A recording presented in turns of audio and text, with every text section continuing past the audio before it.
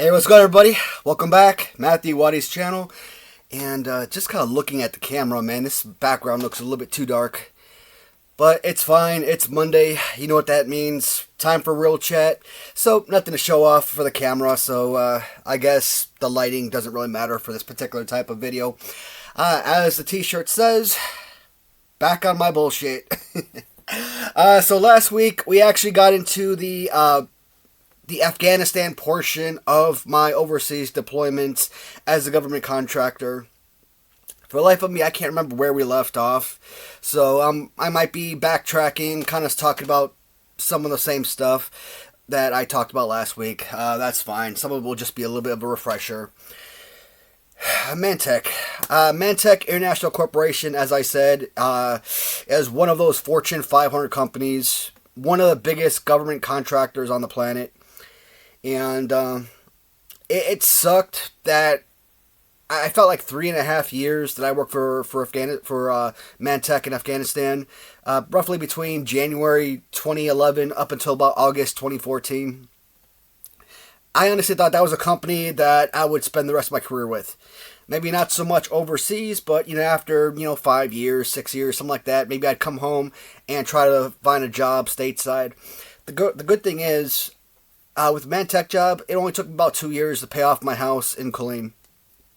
And Killeen actually did have a ManTech building, so there was possibilities that, you dedicate enough time to the company that they will relocate you back stateside when you're ready. So I could have been working for ManTech stateside if I wanted to. Now, if that happened, I probably never would have left Killeen. I would have never come to Louisville, worked for Raytheon, and wouldn't have this house. So you gotta look at some of the negatives and see the bright side. Luckily for me, I've been able to bounce back a lot from all the negatives in my life and have been able to turn those negatives into positives over time. But still, I always have a certain level of commitments that I want to accomplish. Certain tasks like paying off your house and things like that. Or let's say I want to build a swimming pool or buy a sauna, something like that. Some kind of personal items that I want for myself. And I keep losing my jobs, or something happens that takes me out of work, like my injury in Syria, stuff like that. So things that are out of your control, it sucks, because it takes away the potential to complete said task.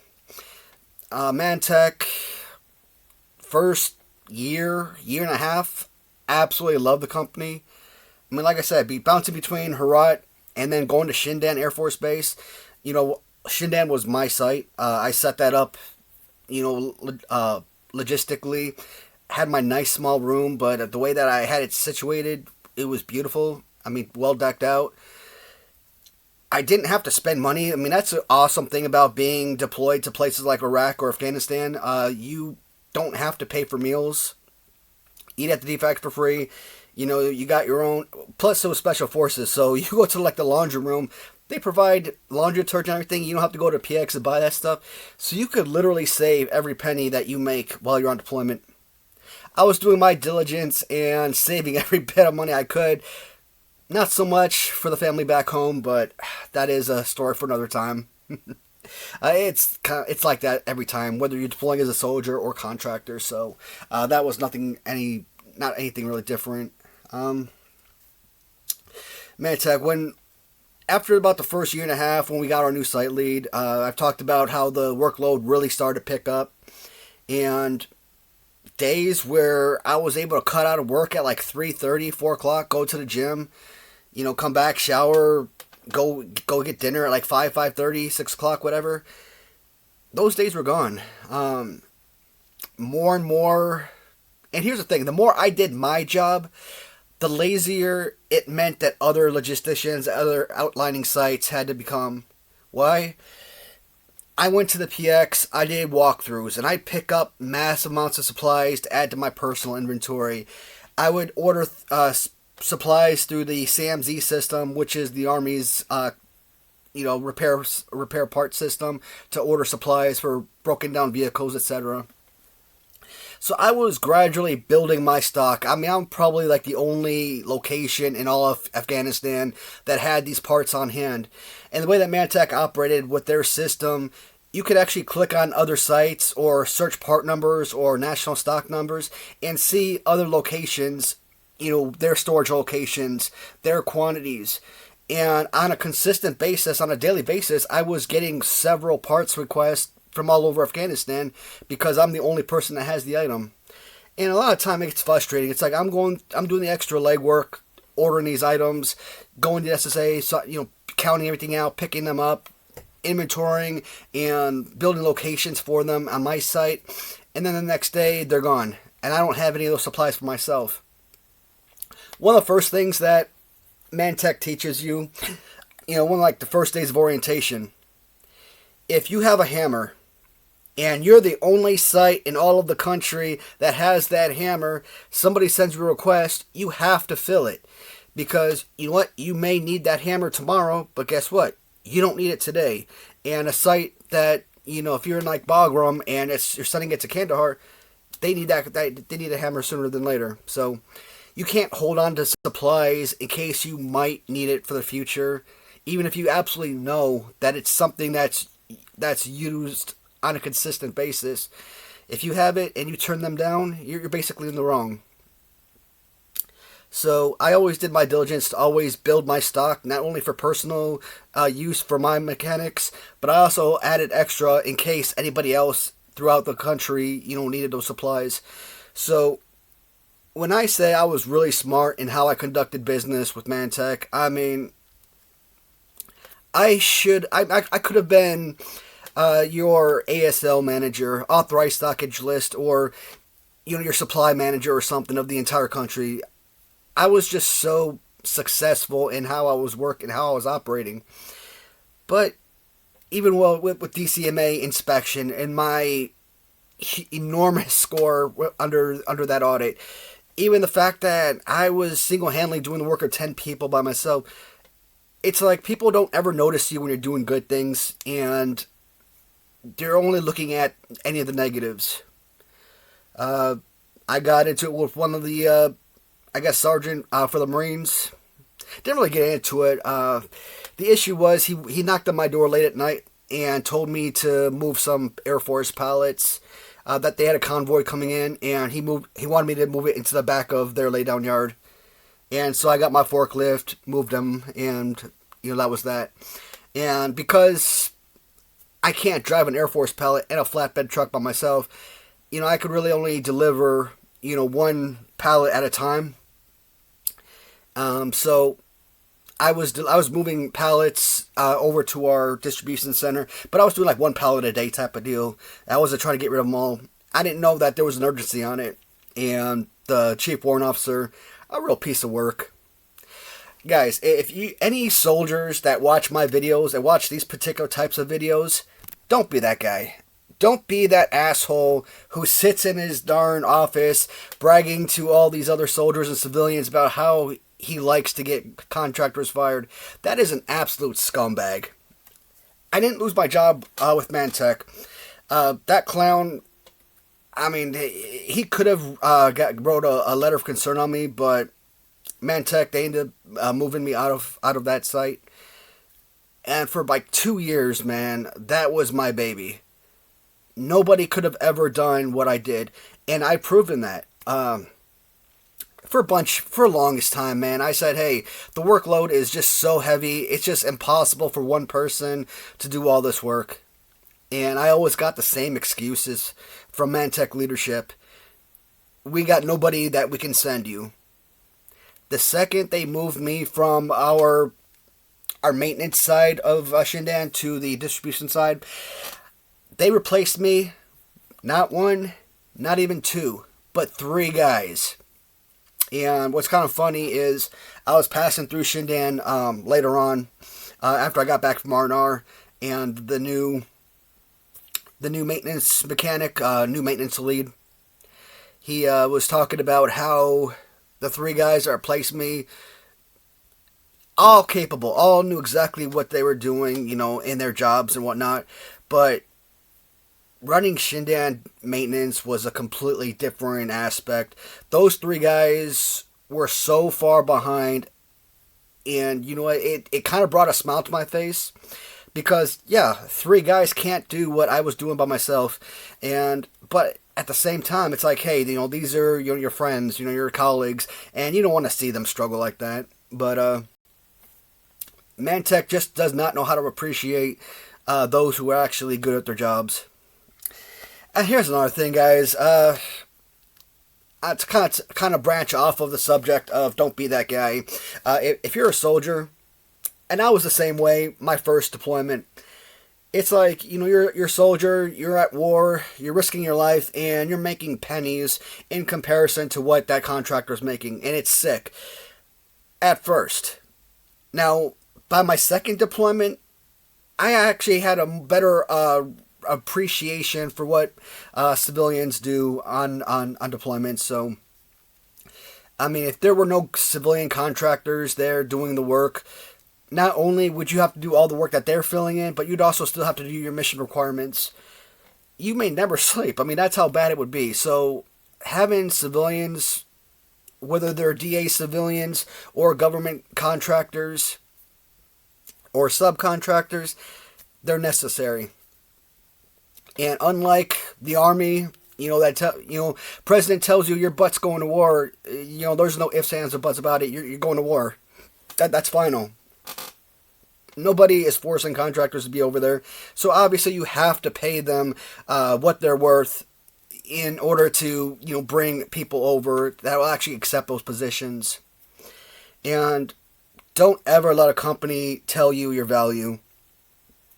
I've said before, I'm not opposed to going back overseas again. But if I got a job offer, and it's like the best job opportunity ever, and they're offering me $75,000 right now, I'd probably, wave my hand at it. No, thank you. Anything less than 6 figures to me isn't even worth it. And if they offered you a contract for $100,000 after taxes and insurance and all that stuff, you're making what? $80,000 if you're lucky, 75. So no, $100,000 wouldn't do. Your net pay would have to be north of 100, 110, 115,000 for me to even consider going back. I've already given up the best years of my life contracting. Spent the early 20s into my mid 20s as a soldier, being away from family during that time period, multiple combat deployments, and from ages 25 until 36, almost 37. No, now this retirement of mine, I'm just enjoying my time home and kind of getting my life back a little bit. So, obviously, contractors today are not going to be making the same amount of money that contractors during the invasion would have been making.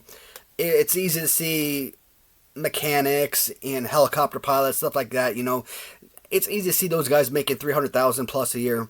But to think that you're making that type of money nowadays is laughable. It's not going to happen. ManTech. ManTech is criminal. So in the last video, I talked about how a lot of ManTech supervisors and, we're kind of like getting on this scheme. They do all these site support work orders, and it's paid by the company. And, it's site support, so it's office supplies, or it's safety equipment, it's tools for the mechanics and stuff like that. They would spend hundreds or thousands of dollars on each site support work order. Every month you open up a new one, and they would ship that stuff home. And guys like me, the logisticians, we don't see those trucks coming. Maybe I'm out at the SSA doing a turn-in, and I come back and nobody tells me that, hey, DHL or FedEx just dropped off a package. No, maybe later on, weeks later, months later, I'm in the office and I'll just kind of like look at the desk and I'll see that invoice from FedEx or something. And I'm like, hey, where's this stuff? Oh, yeah, we got it already. Yet you can never find it around those little packages of, power tools and what have you. You never see them in the shop. They're never used. Why? You got a $600 DeWalt system, electric drill or something. I don't know. You think they're going to leave that there? No, they're putting it in those flat rate $10 boxes and shipping it home.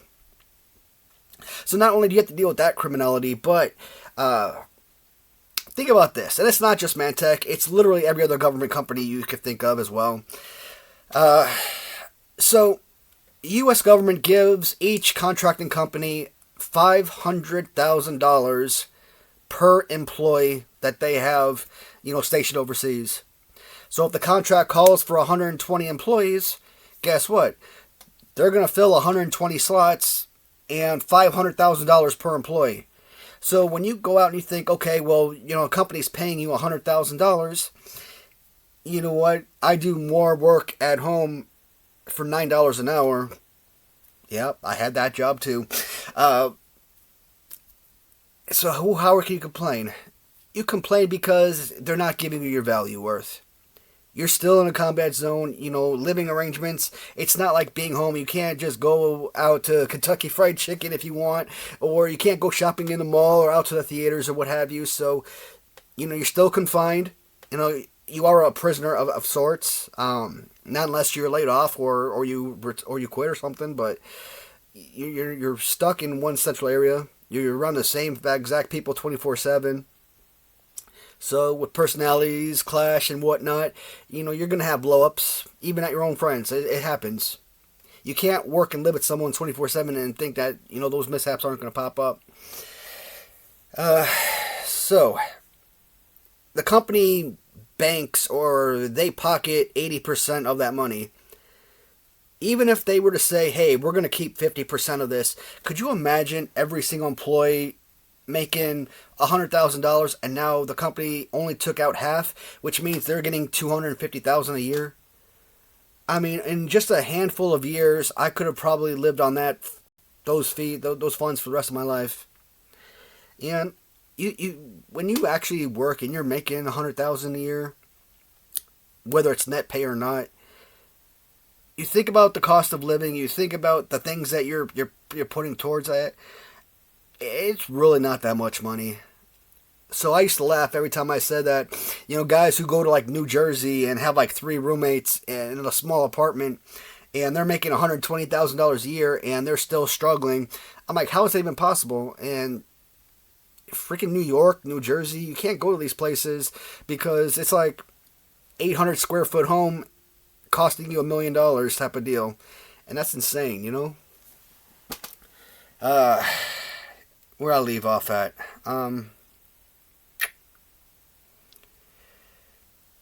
Criminal with the pay, of course. ManTech, a lot of things that I said was positive about the company at the beginning. They gave you free phone cards every month. $6,000 bonuses every 6 months. They gave you 12 hours a day, 7 days a week. Direct pay, hazard duty pay, family separation pay. So you had 3 lines of 84 hours for pay. And every year or so you get a pay bump. I think I started off at like $17.50 an hour, and I think it went up to like $18.43, then maybe like $19.10 or something, and then maybe like $20.50 or something. I don't know, but you would think from when I first started compared to when I was last working, making about $3-4 more. Let's say $3 more. How did my pay drop so significantly? Well, in a nutshell, they did away with family separation, so that 84 hours is completely gone. I think we were still getting 84 hours at the time, so our direct pay was still 12 hours a day, 7 days a week, but hazard duty pay, you weren't getting hazard duty pay in 2 out of the 7 days.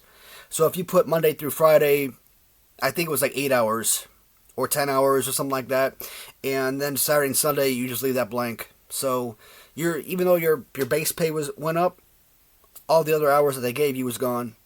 No more phone cards, but they did away with the bonuses after about a year and a half that I was on the contract. And everything that made the company so super special was just going downhill. The leadership was awful. I mean, I can't say enough negatives about leadership for ManTech. Horrible. If you go on ManTech and look at their like Glassdoor or something, look at their reviews, yeah, you're gonna have people giving them high ratings and great company. You're going to have that with every company.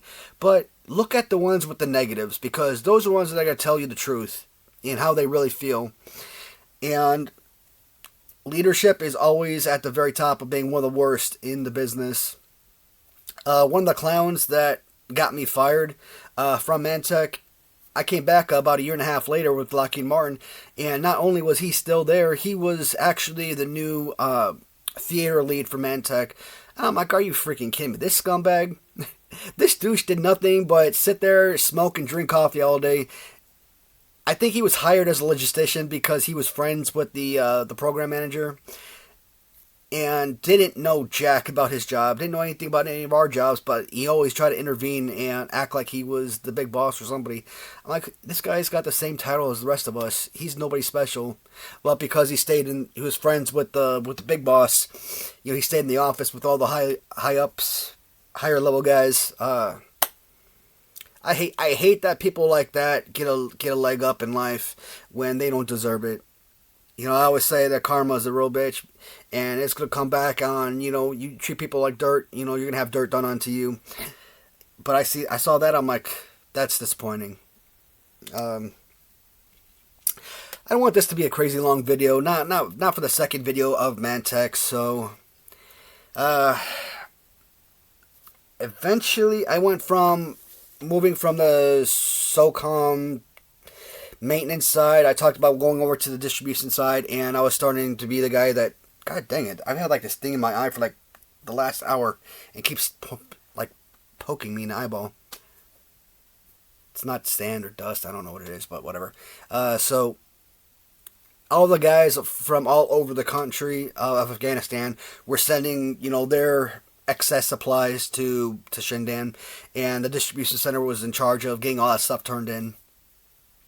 Whether like RG-31 parts or something, obsolete equipment that the military was no longer using. So just a massive retrograde yard, and it's insane. I was doing that like crazy. I was doing probably, I don't know, dozens, maybe hundreds of turn documents. But I'd have to go every day because they only allow like a certain amount of turn-ins per day because of the sheer quantity we were doing. And once I finished that, once that was 100% complete, they decided they want to send me to Shank. Or no, I take it back. They sent me back to Bagram, and then after a couple months, they sent me to Shank.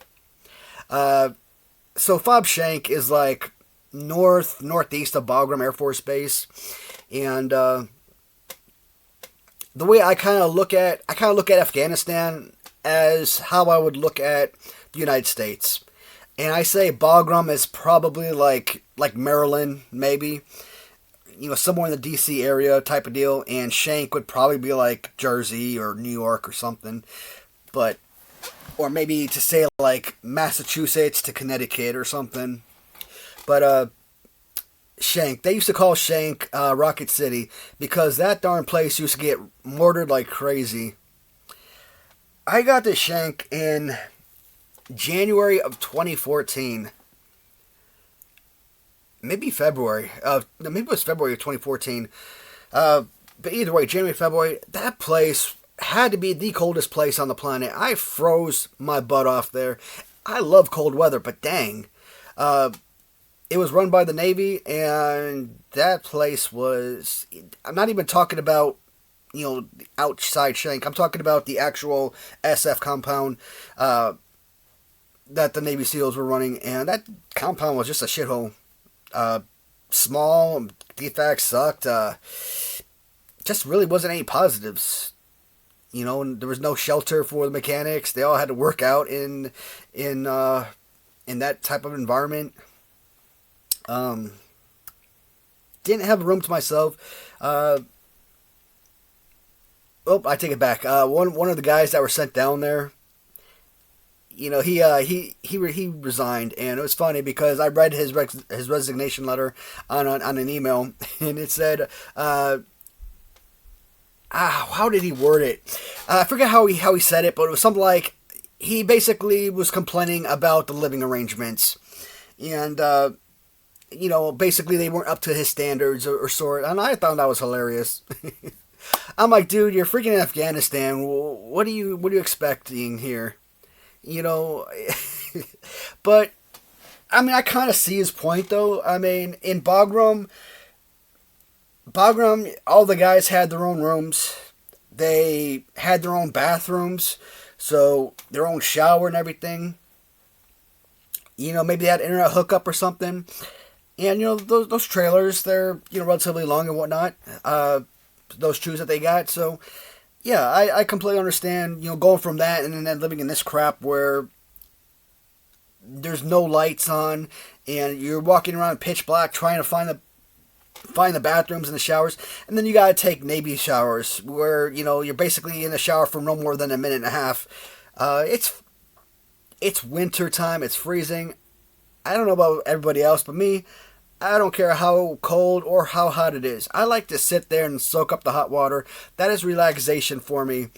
And before I even start scrubbing my body or anything, I'll sit in the shower for like 10 minutes, just letting the water hit my face and hit my body and everything. So telling someone to wet their bodies for like 10 seconds and then scrub up, and you're sitting there in this freezing cold weather, and you can't have that hot weather. No, the hot water. No, that's nuts. I understand where he's coming from, but it's Afghanistan. It's wintertime. You're in the mountains. You know, I'm not gonna complain. I was just happy to have a job. You know. My mistake with ManTech was kind of calling out the supply supervisor, and it's not my fault that, you know, she had, you know, low tolerance or, you know, soft skin or whatever, but because of our little interaction, our little email discussion, she put my name on a list to be fired. So 2014, all these companies were doing massive layoffs because, you know, they were downsizing and everyone was supposed to be gone out of Afghanistan by the end of 2014. And as we all know, that never happened. They didn't start closing down Afghanistan, I don't think, until like 21 or something. 21, maybe 22 when the last soldiers exited Afghanistan. I'm going to say 2020. I think 2020 was like the cutoff or whatever.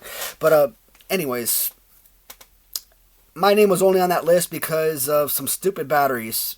I was asked to do an ASO plus up on batteries that we needed at our location. And you know how shitty it is to be so amazing at your job and to lose it because someone didn't like the fact that you were asking her to put in a request to do an ASL plus up for you. Because it was, you know, different contracts, we had to go through the supervisor in order to approve it. We couldn't just request them, you know, in her contracts. So, luckily, route clearance vehicles.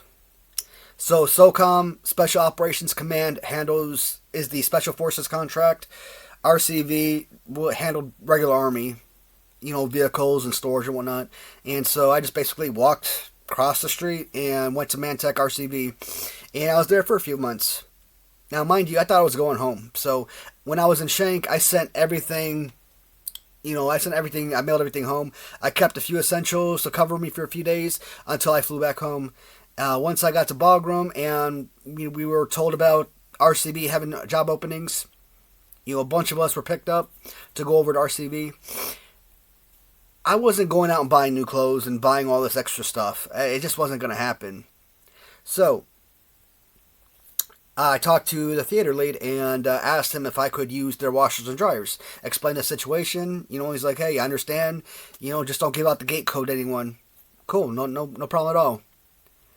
That douchebag I was telling you about, the guy that became theater later on, he actually follows me into the freaking laundry room one day and keeps me from going in. His little Karen ass. Oh my God! I wish I had a cell phone back then. I wish I knew that this Karen was going to be a thing. That would have been like a perfect interaction moment. And even though I tell him that, hey, I've got approval from the theater lead, oh, it's not good enough for him. Like, who the hell are you? You're nobody special. But that's fine. I I did get some extra clothes later on, and I just started using the laundry rooms or the laundry mat on base. You know, you drop it off and come pick it up every 2 or 3 days. You can pick up your clothes. About a month later, I get another letter, or called into the boss's office, saying that I'm being terminated, and it's for using washers and dryers. Wait, what? So apparently this guy told whoever that I went in after he told me not to, which is not the case. That day that he kicked me out of the laundry room was the last day I went in to that laundry room. But apparently he tells them that he caught me in there again, which is complete, falsehood, and that cost me my job. You have no idea how humiliating it is knowing that you have, at least in my opinion, at the beginning, one of the best jobs that I could have ever hoped for, and losing it at a time when I wasn't ready to come home because some guy wanted to play God with your life or whatnot, in your family's life, and our ability to survive. I will never forgive that guy for that action. When I came home in 2014, for months I could not find work. And it's always disappointing knowing that you have all of this knowledge and you're in a field that literally works for any company on the planet. Everybody deals in logistics. It doesn't matter if it's food, it doesn't matter if it's lumber, if it's office supplies, it doesn't matter what it is. I could work at a hospital as a supply tech, and just not being able to get a job is just so frustrating. And then, when I finally applied to a job, I'm like, you know what? I was so desperate, I applied as a overnight stalker. Overnight stalker. Overnight stalker. Overnight stalker. That's funny. At a HEB. HEB is just another grocery store. And about $10.50 an hour. That thing destroyed my back. I mean, all the bending, twisting, and turning, kneeling up. And you know what? These guys want you to do like these entire aisles. They want you to do like 4 or 5 aisles by yourself in like 8 hours. I'm like, dude, I could barely get through one side of one aisle in 4 hours, and you think I'm going to do 4 or 5 aisles in 8 hours? It just ain't going to happen. And so I'm always like staying like 2 hours after work because I couldn't finish my aisles in time. I mean, it was nice that I was getting overtime, but yeah, eventually I got a job that my wife was working at. She referred me. It was like working for Humana Pharmacy. It wasn't Humana directly. They were like subcontracted, whatnot. And you answer the calls and you help fill prescriptions for the patients. $9 an hour job. And I was basically working both jobs. And there was a period where I probably went 60 hours straight without sleeping. There was another time where I probably went another 48 hours straight without sleeping because I was doing from like 3 to like 11. I was doing training for the pharmacy job, and then I was also doing my night shift at the other company. So it was just insane. And then later on, when training was over with and I had that job in the daytime, you'd have to go from HEB, come home, shower, then go over to the other job. It's just, I couldn't do it anymore. After a couple months, I was done with HEB. I couldn't do that job. Even though it was a drop in pay, at least I was sitting down for the pharmacy job. So I expected to do that job for like a month, 3 months tops. I did not think I would be on that job long term. And I was there for about 1.5 years. And that to me was long term. It's definitely a lot longer than I ever expected. Now, in May of 2016, so I started in December of 2014 working for Humana, and then in May 2016 I got hired by Lockheed Martin.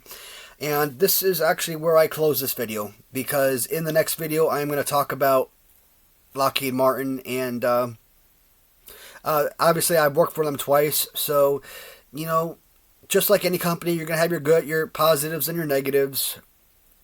This first time with Lockheed, I think the negatives by far exceeded any positive by a large margin, but it was something that I felt like I could live with, because obviously I came back for a second term with them. So we'll talk about Lockheed in the next one. And yeah.